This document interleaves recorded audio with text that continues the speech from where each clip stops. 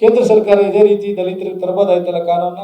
ಅಥವಾ ಕೇಂದ್ರ ಸರ್ಕಾರ ಇವತ್ತು ಬಿಜೆಪಿ ಆಡಳಿತ ಮಾಡ್ತಕ್ಕಂಥ ಉತ್ತರ ಪ್ರದೇಶದಲ್ಲಿ ಯಾಕೆ ತರ್ಬೋದು?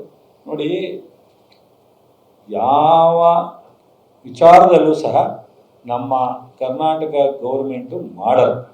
ಮೊನ್ನೆ ನಮ್ಮ ಉಪಮುಖ್ಯಮಂತ್ರಿಗಳ ಜೊತೆ ಮಾತಾಡ್ತಾ ಇದ್ದೆ. ಅಸ್ಸಾಂ ಚುನಾವಣೆಗೆ ಅವ್ರನ್ನ ಇನ್ಚಾರ್ಜ್ ಕೊಟ್ಟಿದ್ದೆ. ಅವರು ಇತ್ತೀಚೆಗೆ ನಾವು ಯಾವುದೇ ಒಂದು, ನಾನು ಈಗ ಪ್ರೆಸ್ ಮೀಟ್ಗೆ ಹೋಗ್ತಾ ಇದ್ದೀನಿ ಅಂತ ಹಾಕಿದ್ರೆ ಏನು ಮಾತಾಡ್ಬೋದು ಅಂತ ಇಂದ ನಮಗೆ ರೆಸ್ಪಾಂಡ್ ಆಗುತ್ತೆ. ನಿಮಗೆಲ್ಲರಿಗೂ ಗೊತ್ತಿರೋ ವಿಚಾರ. ಅದಕ್ಕೆ ಅವರು ಒಂದು ಭಾಳ ಇದಾಗಿ ನೋಡೋಣ ಅಂತ ಅಂದ್ಬಿಟ್ಟು ಈ ಚುನಾವಣೆ ಗೆಲುವಿಗೆ ಏನು ನಮ್ಮ ಅಸ್ಸಾಂ ಚುನಾವಣೆಗೆ ಏನು ನಾವು ತಂತ್ರಗಾರಿಕೆಯನ್ನು ಅಥವಾ ಏನು ಕಾರ್ಯಕ್ರಮ ರೂಪಿಸ್ಬೋದು ಅಂತ ಪ್ರಶ್ನೆ ಹಾಕಿದ್ದಾರೆ. ಅಲ್ಲಿ ಬಂದಿರೋದೇನು ಗೊತ್ತಾ? ನೀವು ಕರ್ನಾಟಕ ಮಾಡಲ್ ಚುನಾವಣೆ ಮಾಡಿದ್ದು ಅಂದರೆ ಪ್ರಪಂಚದ ಏನಲ್ಲಿ ಕರ್ನಾಟಕ ಮಾಡಲ್, ಈ ಸರ್ಕಾರದ ಮಾಡಲ್ನ ನೀವು ಅನುಸರಿಸಿ ಅಂತ ಬರುತ್ತೆ ಅಂದರೆ, ಸೊ ಇವತ್ತು ನಾವು ಯಾವ ಮಟ್ಟಕ್ಕೆ ನಮ್ಮ ಸರ್ಕಾರ ರಾಜ್ಯದಲ್ಲಿ ಕೆಲಸ ಮಾಡ್ತಾ ಇದೆ ಅನ್ನೋದನ್ನು ಅರ್ಥ. ನಾನೇನು ಯಜೇಂದ್ರ ಸರ್ಟಿಫಿಕೇಟ್ ತಗೋಬೇಕಾ? ವಿಶ್ವನಾಥ್ ಸರ್ಟಿಫಿಕೇಟ್ ತಗೋಬೇಕಾ? ನಮ್ಮ ಸಿಟಿ ರವಿ ಸರ್ಟಿಫಿಕೇಟ್ ತಗೋಬೇಕಾ?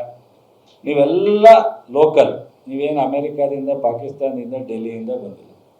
ನಾನು ಇವತ್ತು ಇಲ್ಲೆಲ್ಲ ಹೇಳಿದ್ದೀನಿ, ನೀವೆಲ್ಲ ಕಾರ್ಯಕ್ರಮ ಆದಮೇಲೆ ನೀವು ಯಾರಾದ್ರೂ ಸ್ನೇಹಿತರು ಕಾಫಿ ಕುಡಿತಾ ಅಂತಾರೆ.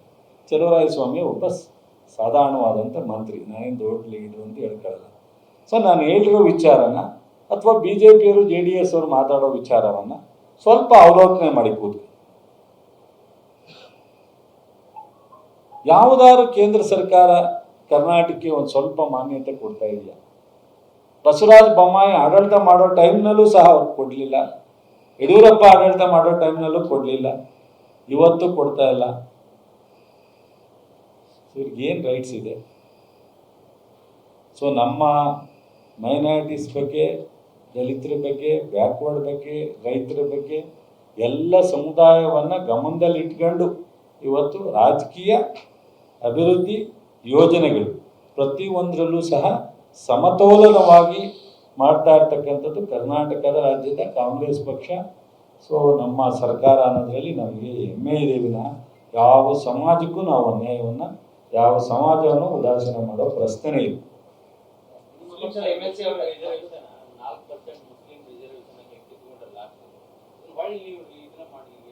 ನೋಡಿ, ರಿಸರ್ವೇಷನ್ ಬಗ್ಗೆ ನಮ್ಮ ಸರ್ಕಾರ ಯಾವುದೇ ಮಾಡಬೇಕಾದ್ರೂ ನಾವೇ ಮಾಡಬೇಕು, ಅವ್ರು ಯಾರೂ ಮಾಡಲಿಕ್ಕಾಗಲ್ಲ. ಆದರೆ ಅದಕ್ಕೆಲ್ಲ ಸ್ವಲ್ಪ ಕಾನೂನು, ಸಂವಿಧಾನ, ಸರ್ಕಾರ ತೀರ್ಮಾನ ತಗೊಳ್ಳೋದಕ್ಕೆ ಅವಕಾಶ ಮಾಡ್ತೀವಿ, ಯಾವುದನ್ನು ಕಡೆಗಣಿಸುತ್ತೆ.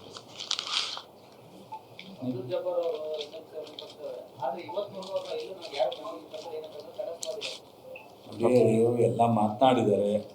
ಕೆಲವರು ಸ್ವಲ್ಪ ಯಾವುದೋ ಒಂದು ಸಂದರ್ಭದಲ್ಲಿ ಸಣ್ಣ ಪುಟ್ಟ ಭಿನ್ನಾಭಿಪ್ರಾಯ ಇರುತ್ತೆ, ಅದನ್ನು ಸರಿಪಡಿಸ್ತಾರೆ. ಇವತ್ತು ನಾಳೆ ಒಳಗಡೆ ಎಲ್ಲ ಸಮುದಾಯದ ಲೀಡರ್ಗಳು ಸಹ ಕೆಲಸ ಮಾಡ್ತಾರೆ.